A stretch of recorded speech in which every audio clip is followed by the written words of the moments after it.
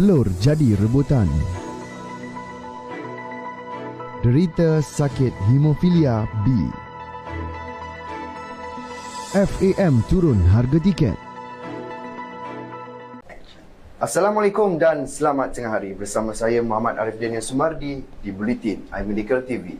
Dulunya seorang kanak-kanak yang aktif, namun sekarang terpaksa menanggung derita apabila menghidap penyakit hemofilia B faktor 9 setahun yang lalu.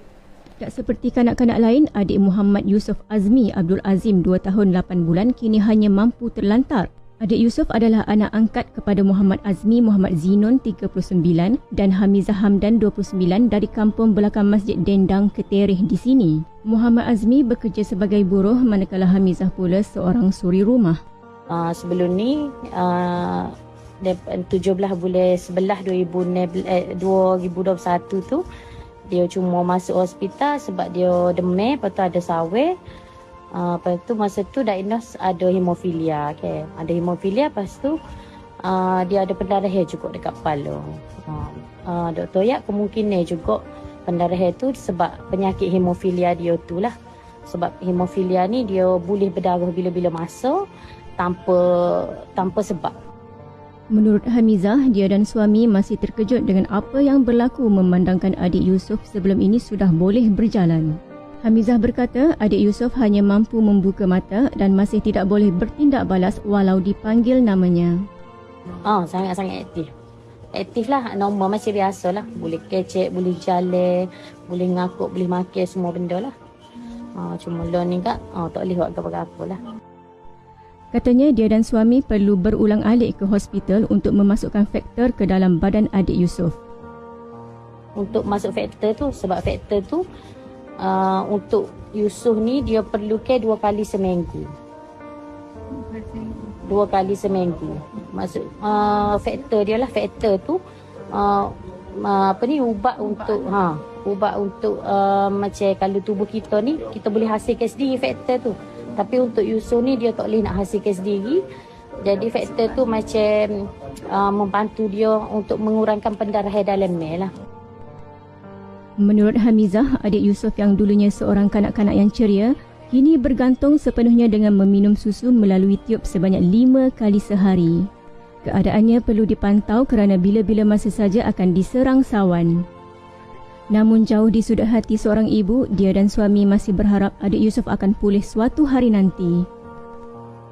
Harapan tu kalau ikut ke harap sangat-sangat dia tu akan sembuh balik walaupun tak boleh 100%. Orang kata boleh 70% ke 50% untuk dia urus diri dia, kena orang sekeliling dia ke. Itulah harapan kita mau ayah ni gitu je lah. Menurutnya, kos perbelanjaan adik Yusof mencecah hampir 1,000 sebulan. Hadir sama Kelab Kebajikan dan Sukarelawan Social Cares memberi sumbangan susu dan pampers kepada adik Yusof bagi meringankan beban mereka sekeluarga. Pergerakan kita mungkin akan terbatas dan akan mengalami kesukaran seiring dengan peningkatan usia dan tahap kesihatan masing-masing. Jadi, masa sekaranglah amat sesuai untuk kita menjaga kesihatan tulang, sendi dan otot. Susu Hi-Flex mengandungi sumber nutrisi penting seperti protein, kalsium dan vitamin D yang membantu pembentukan semula tulang dan mengurangkan risiko osteoporosis. Penambahan kolagen membantu mengurangkan keradangan pada sendi dan kerosakan tulang rawan.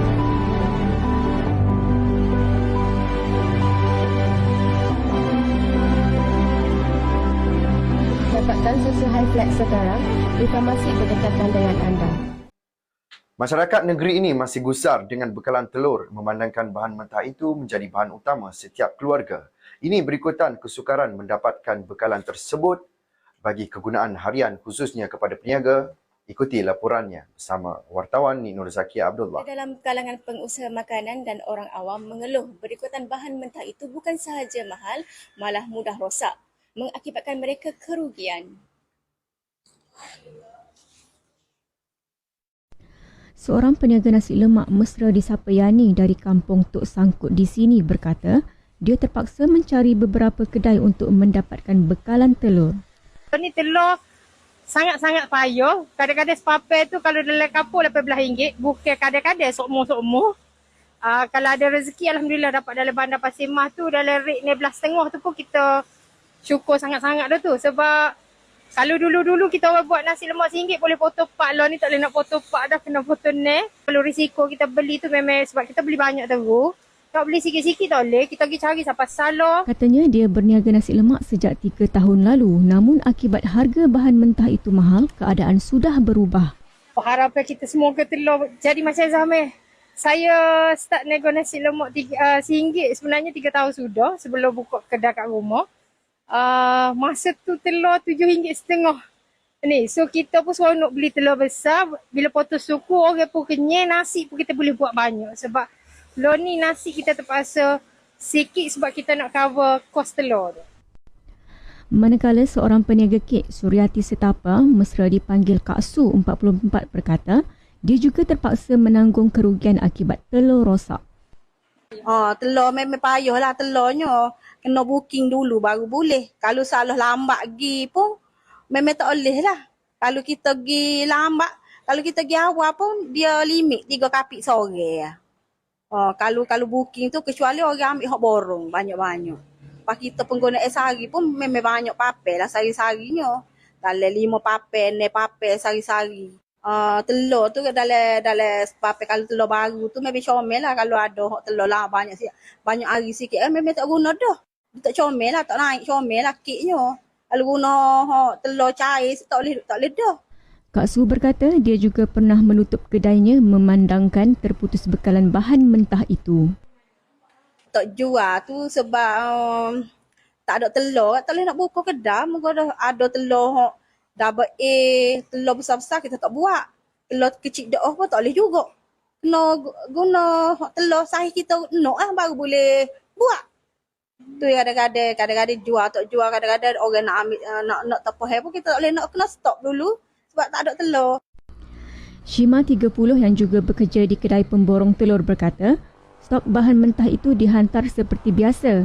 Namun sejak kebelakangan ini, permintaan sangat tinggi daripada pembeli.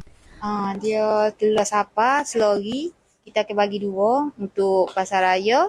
Untuk ni lah, kedai rucik lah. Untuk stok kalau bagi kita dulu sebelum ni dengan dulu sama je sapa. Cuma kita tak minta lebih. Stok kedai kita lah. Sapa sama je. Tempat lain kita tak tahu lah. Tapi tempat kita ni sama je. Tak ada kata tak cukup telur ke apa. Permintaan tinggi. Kita pun tak tahu apa. Sebabnya beberapa kali orang kata lada-lada kecil tu banyak tutup. Dalam kenyataan media daripada Jabatan Perdana Menteri pada 6 Disember lalu menyedari akan masalah tersebut. Dalam kenyataan itu, sebagai pelan jangka pendek, pihak kementerian telah mengenal pasti sumber dari luar untuk menampung keperluan bekalan dalam negara dengan kadar segera. Kementerian juga akan memastikan telur ayam yang diterima terjamin dan bebas daripada sebarang penyakit.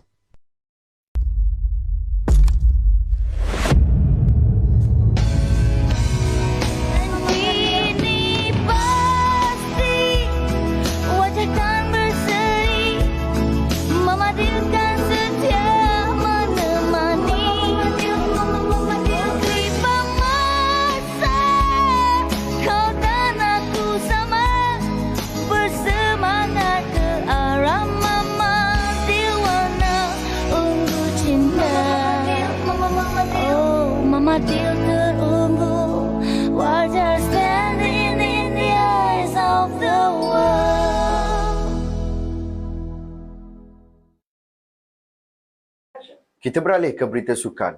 Persatuan Bola Sepak Malaysia FAM menurunkan harga tiket bagi 2 aksi peringkat kumpulan Piala AFF Suzuki 2022 melibatkan skuad Harimau Malaya menentang Laos dan Singapura di Stadium Bukit Jalil. Setiausaha Agung FAM Nur Azman Rahman dalam kenyataan berkata, harga terkini bagi setiap aksi itu adalah RM45 bagi tempat duduk terbuka, RM60 premium dan RM70 grandstand. Manakala tiket kanak-kanak berusia 6 hingga 12 tahun kekal pada harga RM10. FAM sebelum ini mengumumkan harga bagi menyaksikan perlawanan di Stadium Nasional Bukit Jalil itu adalah RM50 bagi tempat duduk terbuka, RM70 premium dan RM100 grandstand. Nur Azman berkata pihak tiket hotline akan memulakan proses pemulangan refund untuk amaun berlebihan bagi penyokong yang telah membeli tiket pada harga asal. Katanya dengan penurunan harga tiket ini akan dapat mengurangkan sedikit beban penyokong untuk ke stadium bagi menyaksikan kedua-dua perlawanan berkenaan. Skuad Harimau Malaya akan memulakan kempen kumpulan B Piala AFF menentang Myanmar di Yangon pada 21 Disember diikuti aksi menentang Laos di Bukit Jalil pada 24 Disember, Vietnam di Hanoi 27 Disember dan menerima kunjungan Singapura di Bukit Jalil pada 3 Januari ini. Teruskan bersama kami di saluran YouTube, Facebook dan TikTok untuk mendapatkan informasi terkini. Assalamualaikum dan saya Muhammad Arif Daniel. Kita jumpa lagi.